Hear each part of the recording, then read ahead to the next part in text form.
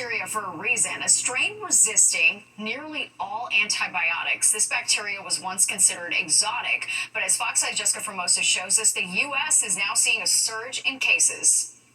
The U.S. Centers for Disease Control and Prevention sounding the alarm about a sharp spike in infections from dangerous bacteria that are resistant to some of the strongest antibiotics. It's actually been declared a public health emergency, so much so that there's been an urgent call for new antibiotics and new treatment modalities. The drug-resistant bacteria is called NDM-CRE. Carbapenem-resistant Enterobacteriaceae equals CRE.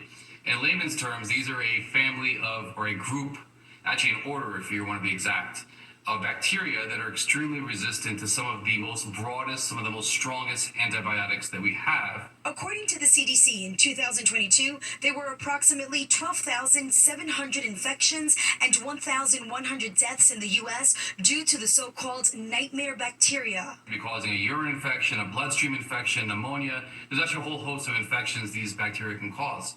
Researchers say NDM-CRE infections are difficult to treat. There are only 2 antibiotics that work against these infections, and the drugs are expensive and must be administered through an IV. We have antibiotics that continue to be effective against this class, but we are running out of them. And so we have to be really, really careful about prescribing them. They are rare antibiotics, they're expensive, and they come with a host of their own side effects. The CDC says it's likely many people are carriers of the drug-resistant bacteria, but are unaware. This is why doctors say prevention is key to stop the spread.